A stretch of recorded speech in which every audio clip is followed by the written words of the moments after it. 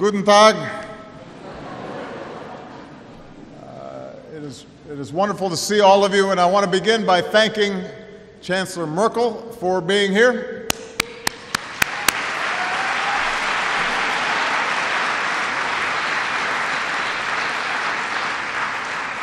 On behalf of the American people, I want to thank Angela for being a champion of our alliance. And on behalf of all of us, I want to thank you for your commitment to freedom and equality and human rights, which is a reflection of your own inspiring life. I truly believe you've shown us the leadership of steady hands. How do you call it? The Merkel Raute? And over the last 7 years, I've relied on your friendship and counsel and your firm moral compass. So we very much appreciate your Chancellor, Angela Merkel. To the members of the Bundestag, Prime Minister Weil, Mayor Shostak, distinguished guests, people of Germany, and I'm especially pleased to see the young people here from Germany and across Europe. We also have some proud Americans here. There you go. I have to admit that I have developed a special place in my heart for the German people. Back when I was a candidate for this office, you welcomed me with a small rally in Berlin, where I spoke of the change that's possible when the world stands as one. As president, you've treated me and Michelle and our daughters to wonderful hospitality. You've offered me excellent beer and Weisswurst and Kroon. You've now hosted our delegation here in Hanover. My only regret is that I have never been to Germany for Oktoberfest. So I will have to come back, and I suspect it's more fun when you're not president. So my timing will be good. And as always, I bring the friendship of the American people. We consider the German people and all of our European allies to be among our closest friends in the world, because we share so much experience and so many of the same values. We believe that nations and peoples should live in security and peace. We believe in creating opportunity that lift up not just the few, but the many. And I'm proud to be the first American president to come to Europe and be able to say that in the United States, healthcare is not a privilege, it is now a right for all. We share that as well.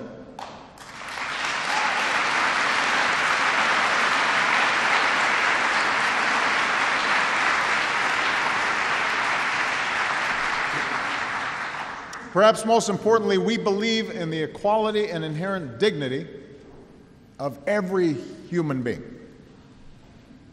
Today in America, people have the freedom to marry the person that they love.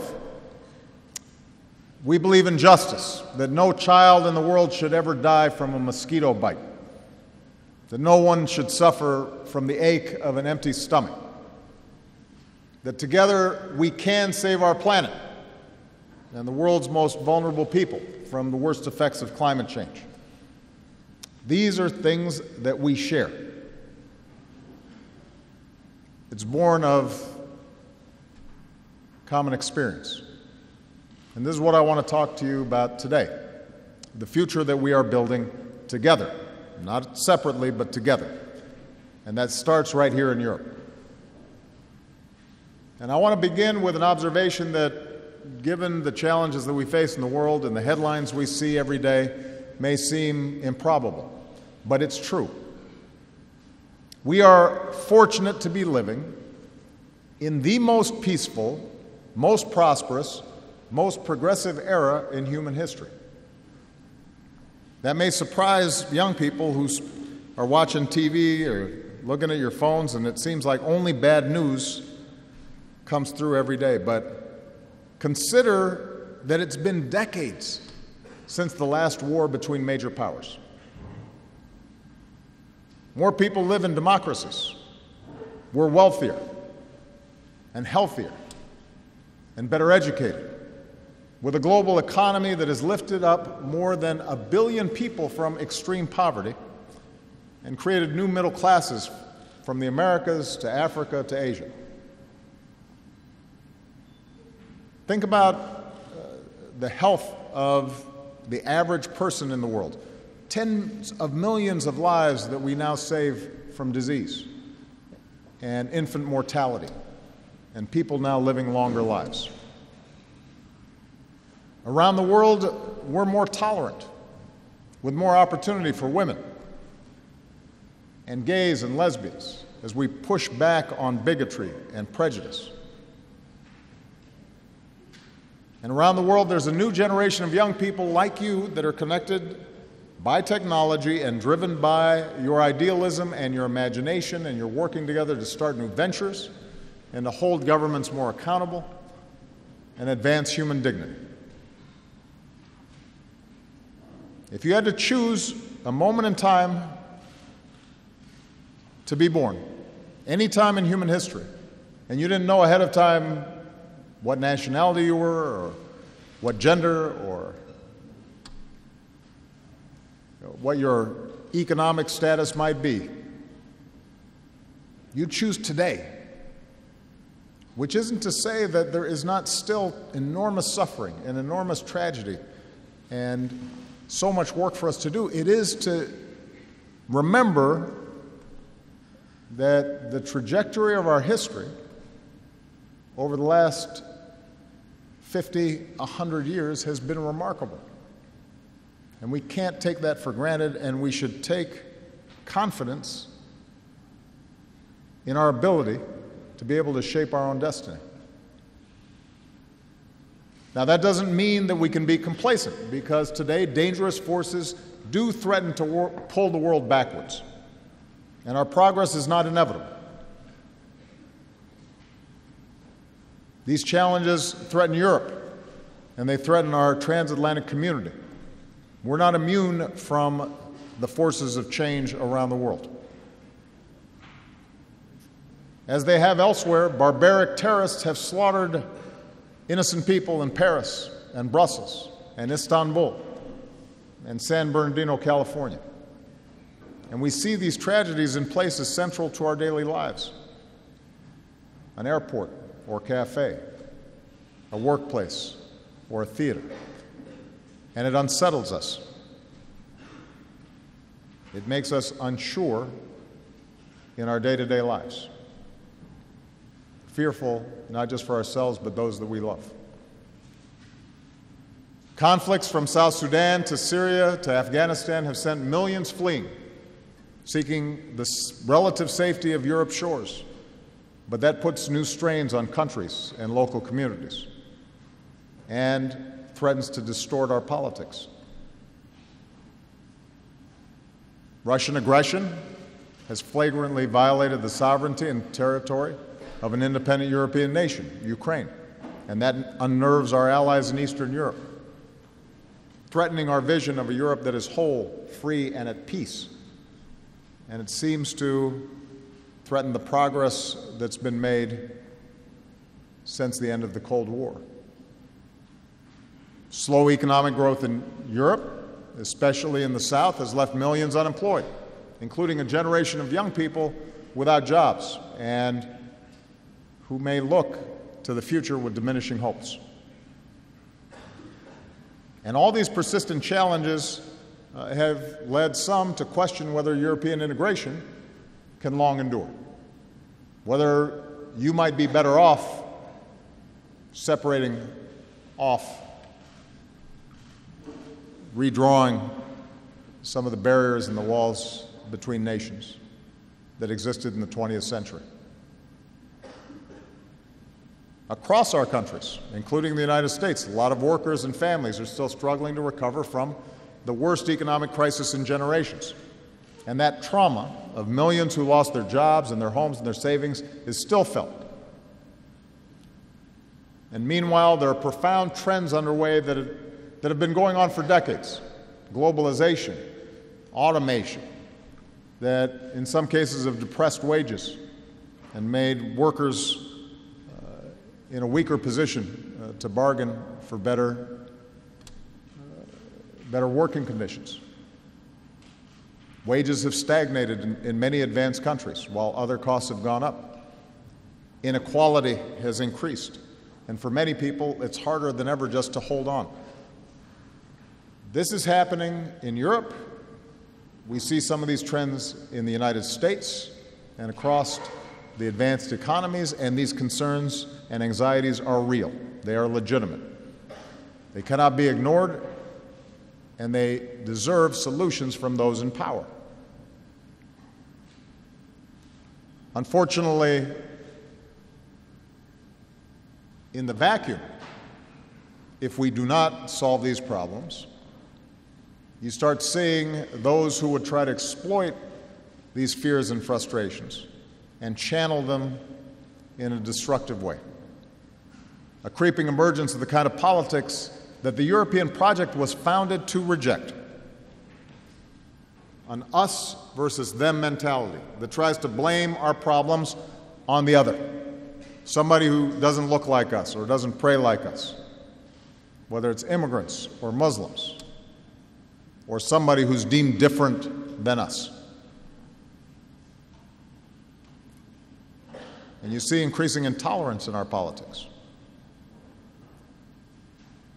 And loud voices get the most attention. It reminds you of the poem by the great Irish poet W.B. Yeats, where the best lack all conviction, and the worst are full of passionate intensity. So this is a defining moment. And what happens on this continent has consequences for people around the globe. If a unified, peaceful, liberal, pluralistic, free market Europe begins to doubt itself,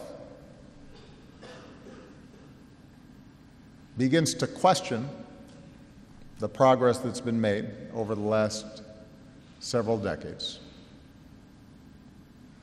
then we can't expect the progress that is just now taking hold in many places around the world will continue. Instead, we will be empowering those who argue that democracy can't work, that intolerance and tribalism and organizing ourselves along ethnic lines and authoritarianism and restrictions on the press, that those are the things that the challenges of today demand.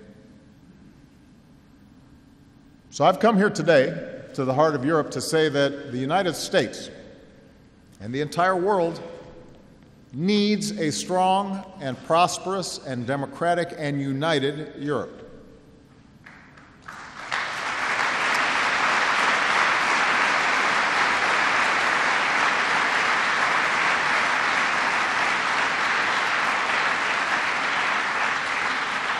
And perhaps you need an outsider, somebody who's not European, to remind you of the magnitude of what you have achieved. The progress that I described was made possible in large measure by ideals that originated on this continent in a great enlightenment and the founding of new republics. Of course, that progress didn't travel a straight line. In the last century, twice in just 30 years, the forces of empire and intolerance and extreme nationalism consumed this continent. And cities like this one were largely reduced to rubble. Tens of millions of men and women and children were killed. But from the ruins of the Second World War, our nation set out to remake the world, to build a new international order and the institutions to uphold it. A United Nations to prevent another world war and advance a more just and lasting peace.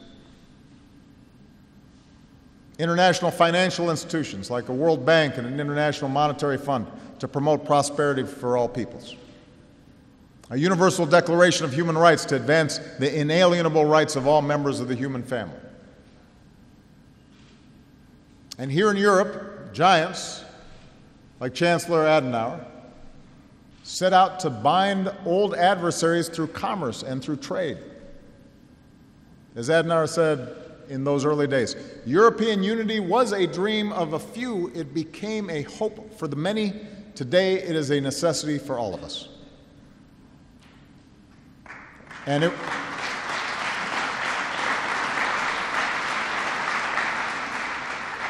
it wasn't easy. Old animosities had to be overcome. National pride had to be joined with a commitment to a common good. Complex questions of sovereignty and burden sharing had to be answered. And at every step, the impulse to pull back, for each country to go its own way, had to be resisted. More than once, skeptics predicted the demise of this great project.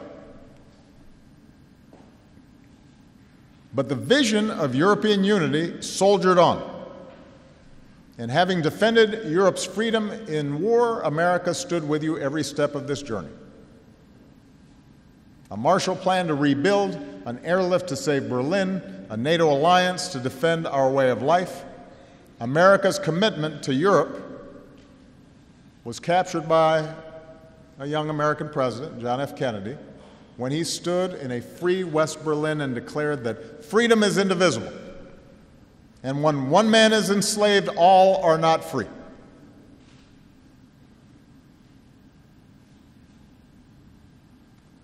With strength and resolve and the power of our ideals and a belief in a unified Europe, we didn't simply end the Cold War, freedom won. Germany was reunited. You welcomed new democracies into an even ever closer union.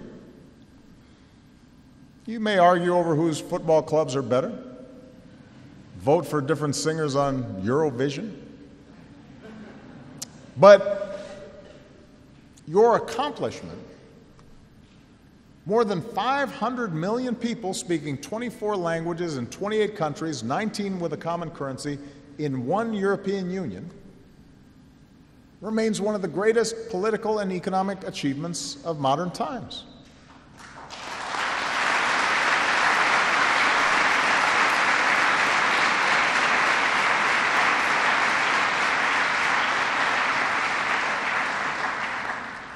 Yes, European unity can require frustrating compromise. It adds layers of government that can slow decision-making. I understand. I've been in meetings with the European Commission.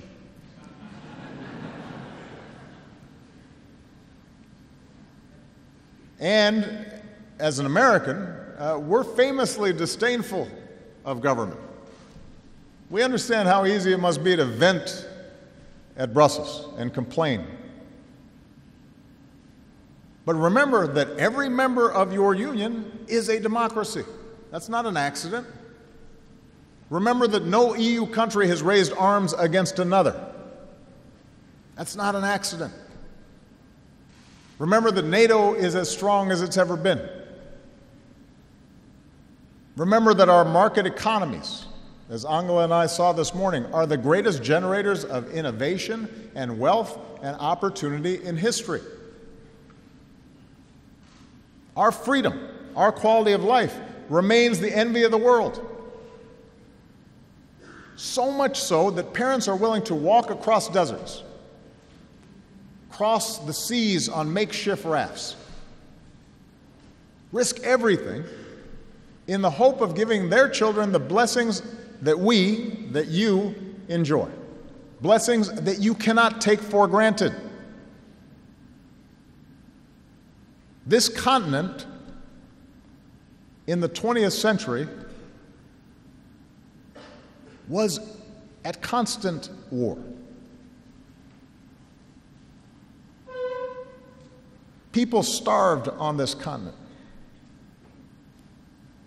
Families were separated on this continent.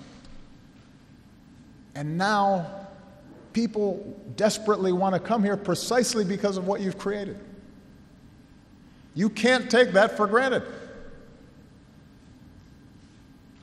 And today, more than ever, a strong, united Europe remains, as Adnar said, a necessity for all of us. It's a necessity for the United States because Europe's security and prosperity is inherently indivisible from our own. We can't cut ourselves off from you. Our economies are integrated. Our cultures are integrated. Our peoples are integrated.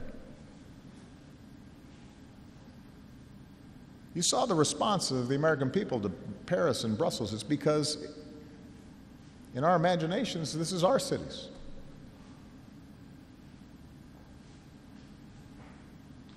A strong, united Europe is a necessity for the world because an integrated Europe remains vital to our international order. Europe helps to uphold the norms and rules that can maintain peace and promote prosperity around the world.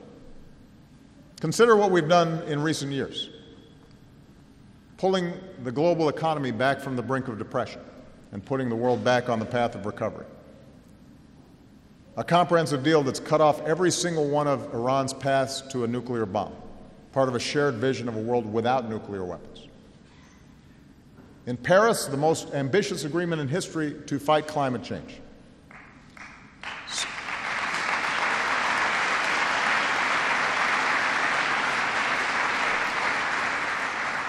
Stopping Ebola in West Africa, saving countless lives.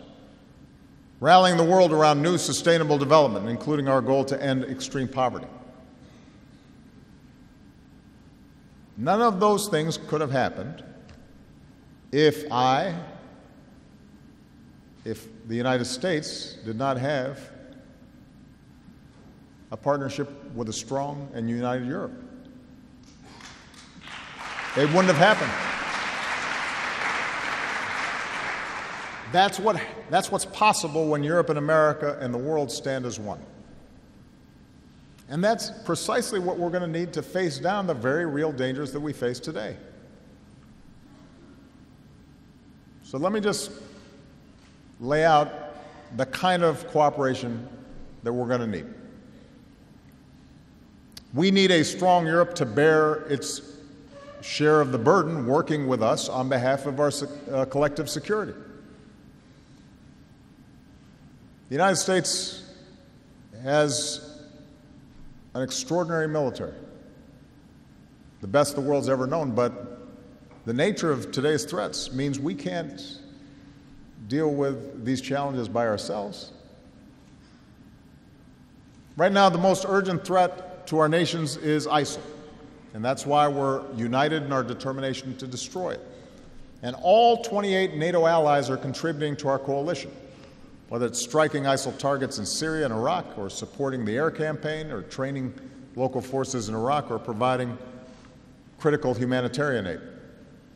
And we continue to make progress, pushing ISIL back from territory that it controlled. And just as I've approved additional support for Iraqi forces against ISIL, I've decided to increase U.S. support for local forces fighting ISIL in Syria. A small number of American special operations forces are already on the ground in Syria, and their expertise has been critical as local forces have driven ISIL out of key areas. So given the success, I've approved the deployment of up to 250 additional U.S. personnel in Syria, including special forces, to keep up this momentum. They're not going to be leading the fight on the ground, but they will be essential in providing the training and assisting local forces as they continue to drive ISIL back. So make no mistake, these terrorists will learn the same lesson as others before them have, which is your hatred is no match for our nations united in the defense of our way of life. And just as we remain relentless on the military front, we're not going to give up on diplomacy to end the civil war in Syria because the suffering of the Syrian people has to end, and that requires an effective political transition.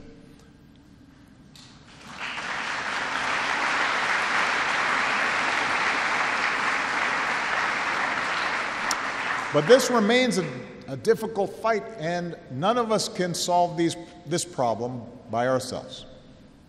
Even as European countries make important contributions against ISIL, Europe, including NATO, can still do more. So I've spoken to Chancellor Merkel, and I'll be meeting later with the presidents of France and the prime ministers of Great Britain and of Italy. In Syria and Iraq, we need more nations contributing to the air campaign. We need more nations contributing trainers to help build up local forces in Iraq. We need more nations to contribute economic assistance to Iraq so it can stabilize liberated areas and break the cycle of violent extremism so that ISIL cannot come back. These terrorists are doing everything in their power to strike our cities and kill our citizens, so we need to do everything in our power to stop them. And that includes closing gaps so terrorists can't pull off attacks like those in Paris and Brussels. Which brings me to one other point. Europeans, like Americans, cherish your privacy. And many are skeptical about governments collecting and sharing information for good reason. That skepticism is healthy. Germans remember their history of government surveillance. So do Americans, by the way, particularly those who were fighting on behalf of civil rights. So it's part of our democracies to want to make sure our governments are accountable. But I want to say this to young people who value their privacy and spend a lot of time on their phones. The threat of terrorism is real. In the United States, I've worked to reform our surveillance programs to ensure that they are consistent with the rule of law and upholding our values like privacy. And by the way, we include the privacy of people outside of the United States. We care about Europeans' privacy, not just Americans' privacy. But I also, in working on these issues, have come to recognize security and privacy don't have to be a contradiction. We can protect both, and we have to. If we truly value our liberty, then we have to take the steps that are necessary to share information and intelligence within Europe, as well as between the United States and Europe, to stop terrorists from traveling and crossing borders and killing innocent people. And as today's diffuse threats evolve, our alliance has to evolve. So we're going to have a NATO summit this summer in Warsaw. And I will insist that all of us need to meet our responsibilities, united, together. That means standing with the people of Afghanistan as they build their security forces and push back against violent extremism. It means more ships in the Aegean to shut down criminal networks who are profiting by smuggling desperate families and children.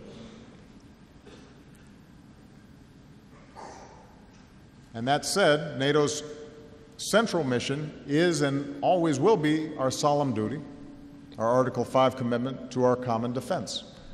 And that's why we'll continue to bolster the defense of our frontline allies in Poland and Romania and the Baltic states. So we have to both make sure that NATO carries out its traditional mission, but also to meet the threats of NATO's southern flank. We have to defend the security of every ally. That's why we need to stay nimble and make sure our forces are interoperable and invest in new capabilities like cyber defense and missile defense. And that's why every NATO member should be contributing its full share, 2% of GDP, towards our common security, something that doesn't always happen. And I'll be honest, sometimes Europe has been complacent about its own defense.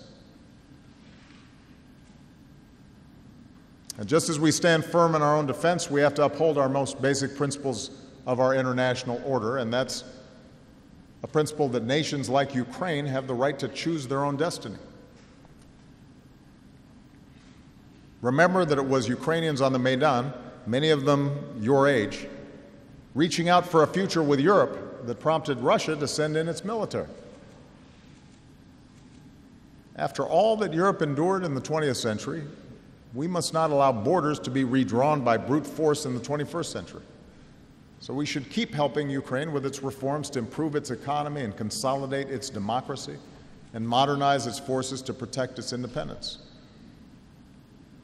And I want good relations with Russia and have invested a lot in good relations with Russia, but we need to keep sanctions on Russia in place until Russia fully implements the Minsk agreements that Chancellor Merkel and President Hollande and others have worked so hard to maintain and provide a path for a political resolution of this issue. And ultimately, it is my fervent hope that Russia recognizes that true greatness comes not from bullying neighbors, but by working with the world, which is the only way to deliver lasting economic growth and progress to the Russian people. Now, our collective security rests on a foundation of prosperity. So that brings me to my next point. The world needs a prosperous and growing Europe, not just a strong Europe, but a prosperous and growing Europe that generates good jobs and wages for its people. As I mentioned before, the economic anxieties many feel today on both sides of the Atlantic are real. The disruptive changes brought about by the global economy, unfortunately, sometimes are hitting certain groups, especially working class communities, more heavily. And if neither the burdens nor the benefits of our global economy are being fairly distributed, it's no wonder that people rise up and reject globalization. If there are too few winners and too many losers as the global economy integrates, people are going to push back. So all of us in positions of power have a responsibility as leaders of government and business and civil society to help people realize the promise of economic and security in this integrated economy. And the good news is we know how to do it. Sometimes we just lack the political will to do it. In the United States, our economy is growing again, but the United States can't be the sole engine of global growth. And countries should not have to choose between responding to crises and investing in their people. So we need to pursue reforms to position us for long-term prosperity and support demand and invest in the future. All of our countries, for example, could be investing more in infrastructure. All of our countries need to invest in science and research and development that sparks new innovation and new industries. All of our countries have to invest in our young people and make sure that they have the skills and the training and the education they need to adapt to this rapidly changing world. All of our countries need to worry about inequality and make sure that workers are getting a fair share of the incredible productivity that technology and global supply chains are producing. But if you're really concerned about inequality, if you're really concerned about the plight of workers, if you're a progressive, it's my firm belief that you can't turn inward. That's not the right answer. We have to keep increasing the trade and investment that supports jobs, as we're working to do between the United States and the EU. We need to keep implementing reforms to our banking and financial systems so that the excesses and abuses that triggered the financial crisis never happen again, but we can't do that individually, nation by nation, because finance now is transnational. It moves around too fast. If we're not coordinating between Europe and the United States and Asia, then it won't work. As the world's been reminded in recent weeks, we need to close loopholes that allow corporations and wealthy individuals to avoid paying their fair share of taxes through tax havens and tax avoidance. Trillions of dollars that could be going towards pressing needs like education and healthcare and infrastructure. But to do that, we have to work together. Here in Europe, as you work to strengthen your union, including through labor and banking reforms and by ensuring growth across the Eurozone, you will have the staunch support of the United States. But you're going to have to do it together because your economies are too integrated to try to solve these problems on your own. And I want to repeat, we have to confront the injustice of widening economic inequality, but that is going to require collective work because capital is mobile, and if only a few countries are worrying about it, then a lot of businesses will head towards places that don't care about it quite as much. For a lot of years, it was thought that countries had to choose between economic growth and economic inclusion. Now we know the truth. When wealth is increasingly concentrated among the few at the top, it's not only a moral challenge to us, but it actually drags down a country's growth potential. We need growth that is broad and lifts everybody up. We need tax policies that do right by working families. And those like me who support European unity and free trade also have a profound responsibility to champion strong protections for workers, a living wage and the right to organize, and a strong safety net, and a commitment to protect consumers and the environment upon which we all depend. If we really want to reduce inequality, we've got to make sure everyone who works hard gets a fair shot, and that's especially true for young people like you, with education and job training and quality health care and good wages. And that includes, by the way, making sure that there's equal pay for equal work for women.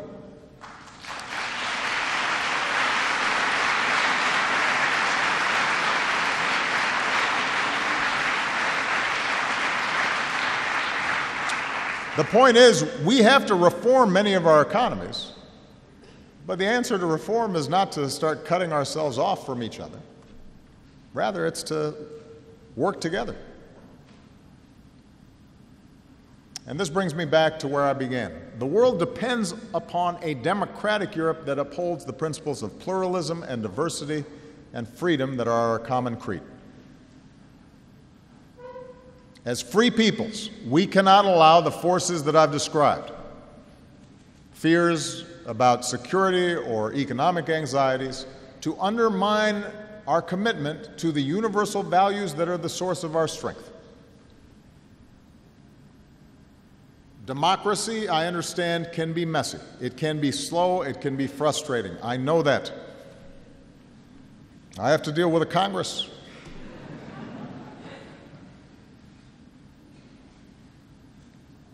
We have to constantly work to make sure government is not a collection of distant, detached institutions, but is connected and responsive to the everyday concerns of our people. There's no doubt that how a united Europe works together can be improved. But look around the world at authoritarian governments and theocracies that rule by fear and oppression. And there is no doubt that democracy is still the most just and effective form of government ever created.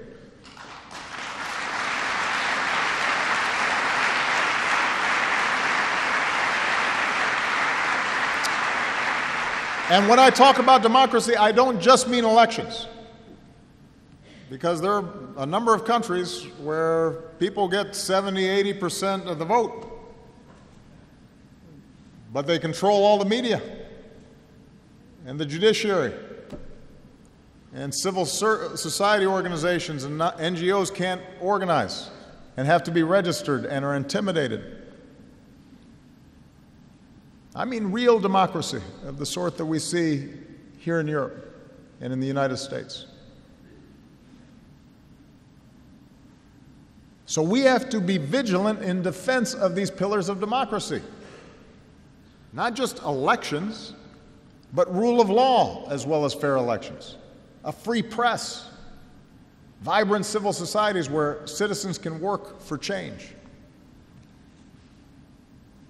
And we should be suspicious of those who claim to have the interests of Europe at heart, and yet don't practice the very values that are essential to Europe, that have made freedom in Europe so real. So yes, these are unsettling times. And when the future is uncertain, there seems to be an instinct in our human nature to withdraw to the perceived comfort and security of our own tribe, our own sect, our own nationality, people who look like us, sound like us. But in today's world, more than any time in human history, that is a false comfort. It pits people against one another because of what they look like or how they pray or who they love. And yet we know where that kind of twisted thinking can lead. It can lead to oppression. It can lead to segregation and internment camps and to the Shoah and Srebrenica. In the United States, we've long wrestled with questions of race and integration, and we do to this day, and we still have a lot of work to do. But our progress allows somebody like me to now stand here as President of the United States. That's because we committed ourselves to a larger ideal, one based on a creed, not a race, not a nationality, a set of principles, truths that we held to be self-evident, that all men were created equal. And now, as Europe confronts questions of immigration and religion and assimilation, I want you to remember that our countries are stronger, they are more secure and more successful when we welcome and integrate people of all backgrounds and faith and make them feel as one. And that includes our fellow citizens who are Muslim.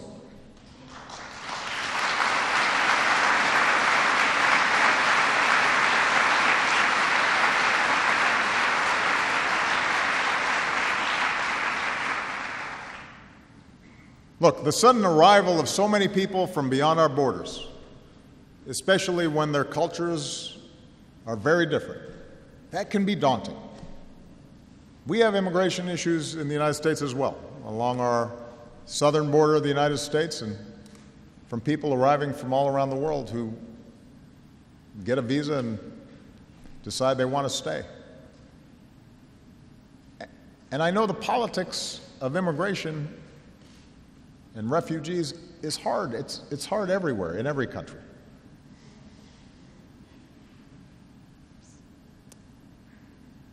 And just as a handful of neighborhoods shouldn't bear all the burden of refugee resettlement, neither should any one nation. All of us have to step up. All of us have to share this responsibility. That includes the United States. But even as we take steps that are required to ensure our security, even as we help Turkey and Greece cope with this influx in a way that is safe and humane, even as Chancellor Merkel and other European leaders work for an orderly immigration and resettlement process rather than a disorderly one, even as we all need to collectively do more to invest in the sustainable development and governance in those nations from which people are fleeing so that they can succeed and prosper in their own countries, and so that we can reduce the conflicts that cause so much of the refugee crisis around the world. Chancellor Merkel and others have eloquently reminded us that we cannot turn our backs on our fellow human beings who are here now and need our help now.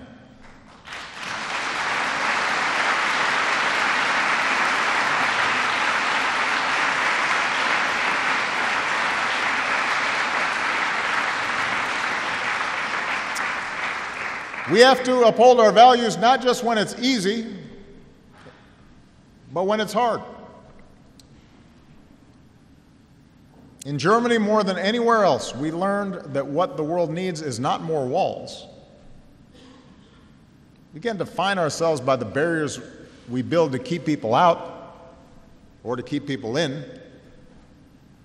At every crossroads in our history, we've moved forward when we acted on those timeless ideals that tells us to be open to one another and to respect the dignity of every human being.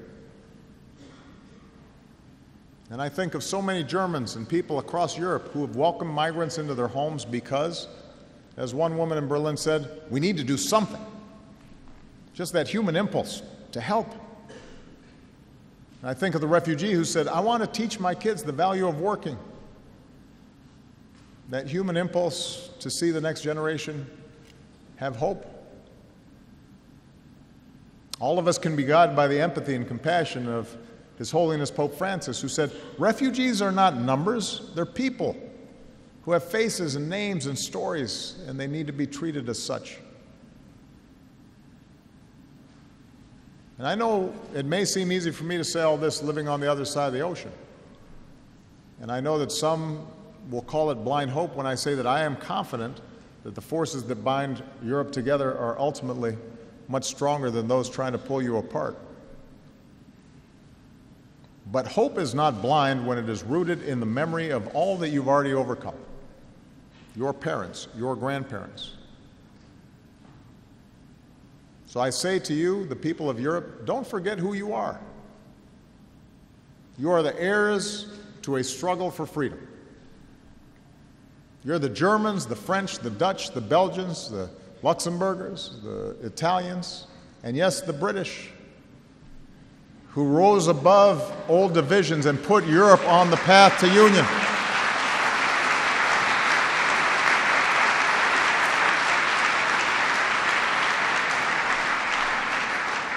You're the Poles of solidarity and the Czechs and Slovaks who waged a velvet revolution. You're the Latvians and Lithuanians and Estonians who linked hands in a great human chain of freedom. You're the Hungarians and Austrians who cut through borders of barbed wire. And you're the Berliners who on that November night finally tore down that wall. You're the people of Madrid and London who faced down bombings and refused to give in to fear. And you are the Parisians who later this year plan to reopen the Bataclan. You're the people of Brussels in a square of flowers and flags, including one Belgian who offered a message, we need more. More understanding, more dialogue, more humanity. That's who you are. United, together. You are Europe. United in diversity. Guided by the ideals that have lit the world, and stronger when you stand as one. As you go forward,